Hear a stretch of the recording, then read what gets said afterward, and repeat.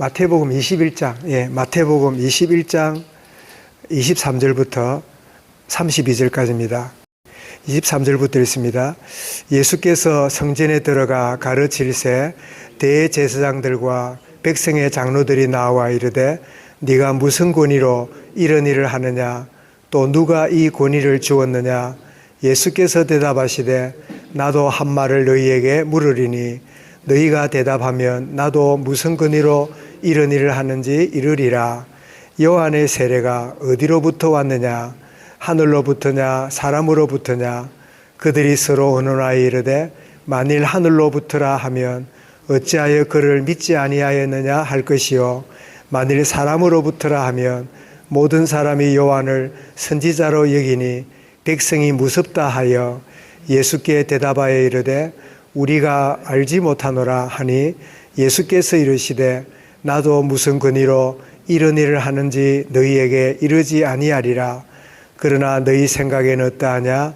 어떤 사람에게 두 아들이 있는데 맏아들에게 가서 이르되 예 오늘 포도원에 가서 일하라 하니 대답하여 이르되 아버지 가겠나이다 하더니 가지 아니하고 둘째 아들에게 가서 또 그와 같이 말하니 대답하여 이르되 실소이다 하였다가 그 후에 뉘우치고 갔으니 그 둘 중에 누가 아버지의 뜻대로 하였느냐?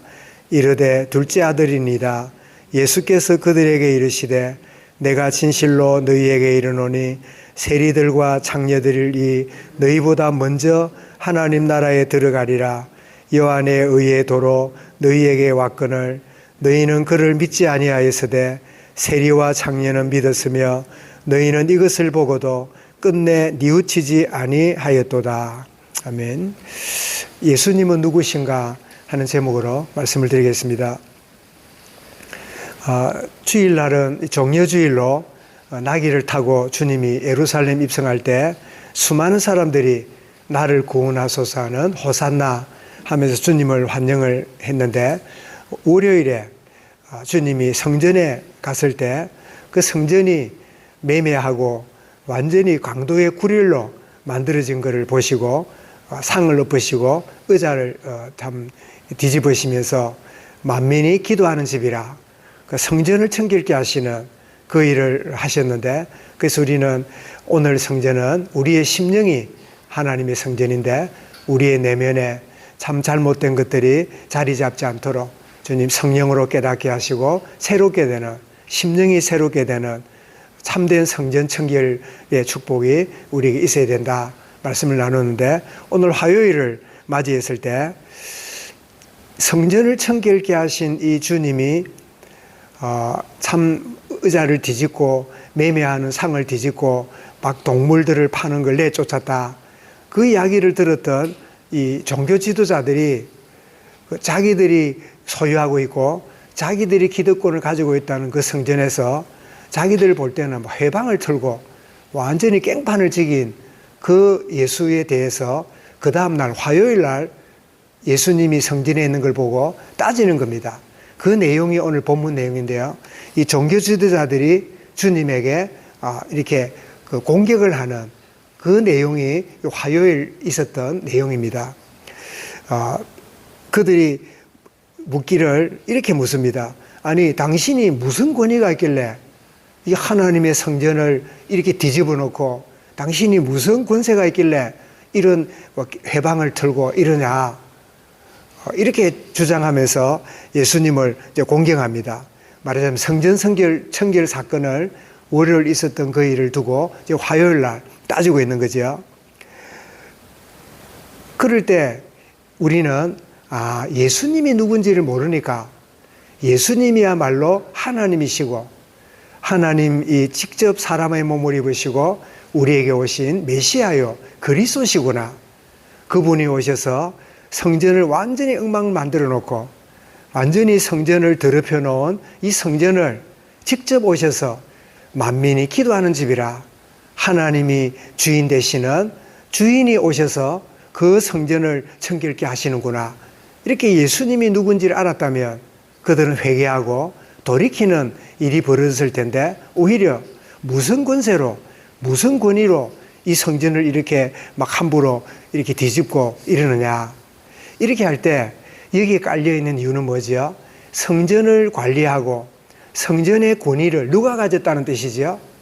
우리가 가진 건데, 우리가 갖고 있는 건데 네가 뭐길래 성전이 이렇니 저렇니 뭐 이런 소리 하느냐라고 말하는 이런 예수님을 모르면 흔히 말해서 사람들을 대하고 이럴 때도 막 이런니 저런니 말하는데 놀랍게도 우리에게는 사람을 평가하고 비판할 수 있는 권위가 우리에게 없습니다.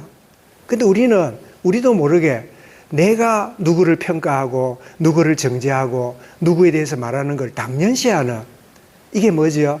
이게 종교인의 특징입니다. 종교인들은 자기는 나름대로 잘 믿고 있고 나는 의로운데 니는 잘못됐잖아. 니는 뭔가 틀렸잖아. 니는 잘못하고 있잖아. 그러면서 막 분노가 일어나서 막 자기의 의에 빠져 있는 여러분 정말 믿음으로 참 구원을 받고 은혜로 구원받듯이 우리의 삶과 우리의 의도 아무 공로 없고 조금 남보다 참 앞서가거나 좀 되어지면 그거는 내 의가 아니라 그것도 은혜입니다.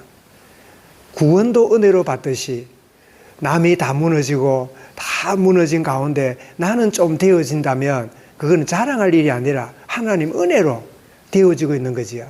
그래서 구원도 은혜로 받지만 우리의 삶도 하나님의 은혜의 결과로 드러나므로 조금 남보다 내가 낫다고 생각한다면 하나님께 감사할 제목이지 그걸 가지고 남을 평가하고 그걸 가지고 남을 비판하고 정죄하는 그런 데 사용한다면 내가 좀 되고 있는 이것이 뭐가 되지요? 내 의가 되어버리지요.